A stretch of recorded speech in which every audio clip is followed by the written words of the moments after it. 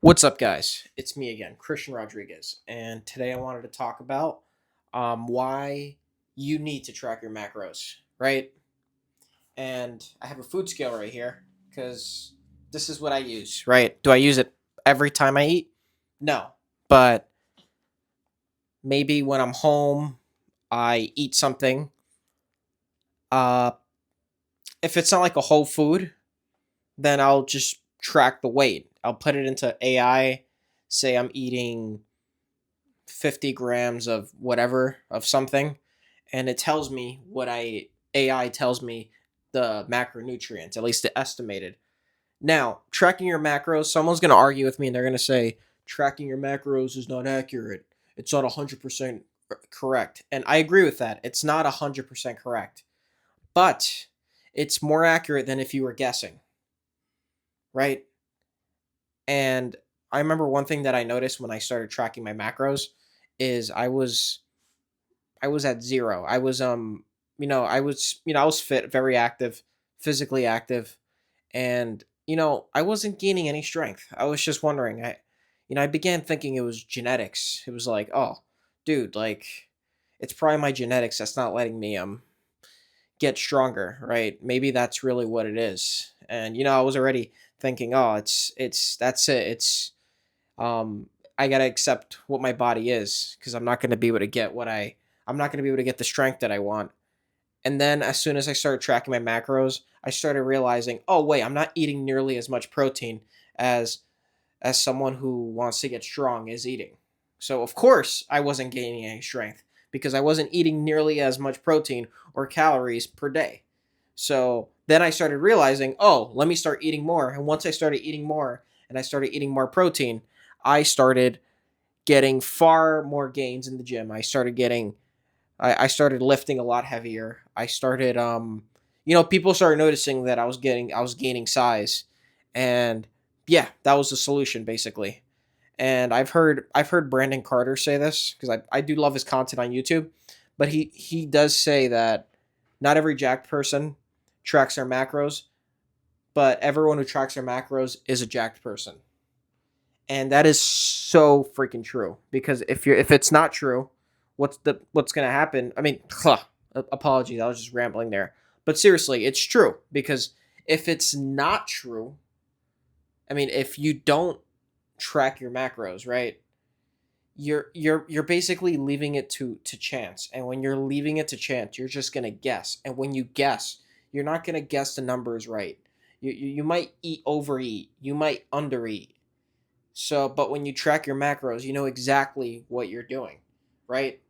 And I think people underestimate how easy it is to get fat. Like especially if you live in America and you live in a car-centric city that's not New York or Chicago or maybe San Francisco, right?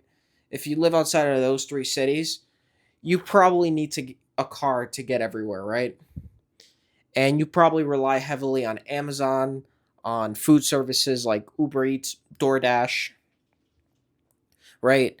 You might even work remote and or work a desk job, regardless of what it is, right? You're sitting down all day, right? There's a lack of physical activity. And based on the stats, about 50% of the population in the United States is obese, which tells me they probably don't exercise either, right? So obviously that's a whole nother issue to talk about in another video. But the point of what I'm talking about is it's very easy to get fat. And when you track your macros, you start realizing, oh, you start becoming more conscious on how many calories you're consuming. Or, yeah, you start being conscious on how much you're eating, right? Or what food consists of what. Like maybe you're in a fitness journey, but you love pizza, right? I've talked about this in the past. And you might love the pizza so much, but then you realize that pizza is like 95% bread. It's like 90% bread, 10% or no, it's like 80% bread, 15% tomato sauce and cheese, and maybe you put some toppings for some protein, but it's not conducive for a fitness person who wants to get shredded because it's high in calories, especially it's easy to overeat, and you're not getting enough protein to build muscle from it. So it's not conducive for fitness, right? You start noticing those things. You gravitate more towards sushi. Maybe you start gravitating more towards ground beef, towards chicken, right?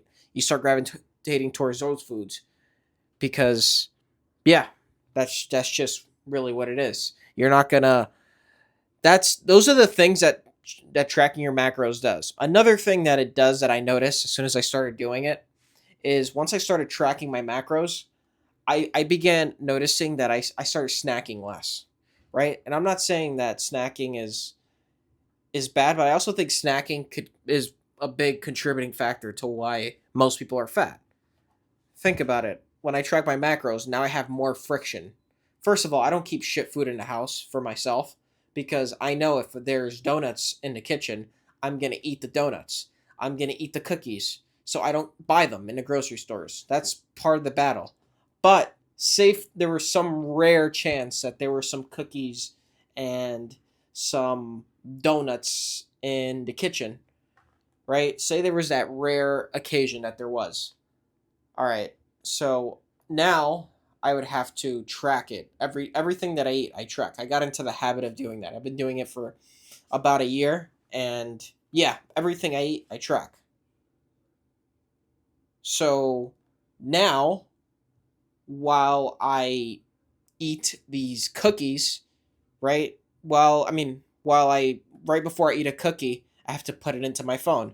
And when I do that, I'm forced to I'm forced to put in my phone every time.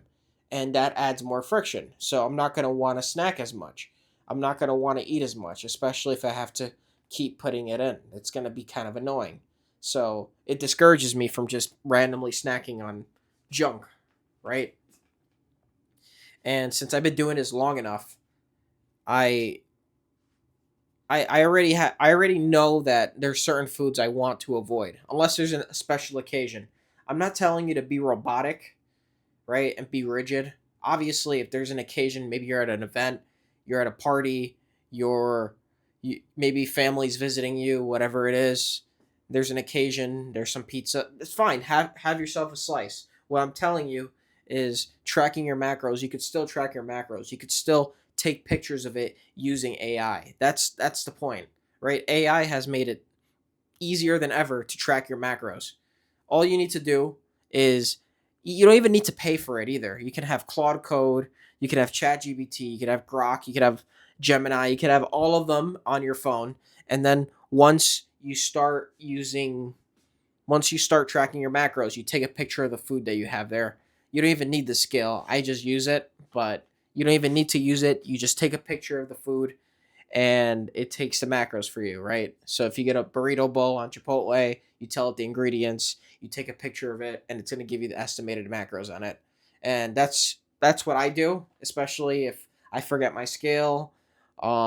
Maybe I'm at a party and I couldn't bring a bag with me, then I'll take a picture of the food. That works very well. If you're at a stadium, just do that. That works. It gets the job done. But yeah, it's just tracking your macros is something that it will slowly like separate you from everyone else. It will slowly change the way your body looks. It will make it far easier for you to reach your fitness goals.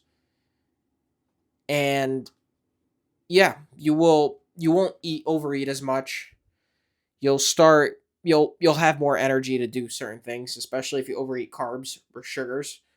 It'll definitely help with that. So yeah, I highly recommend it. I highly recommend you try it for a month.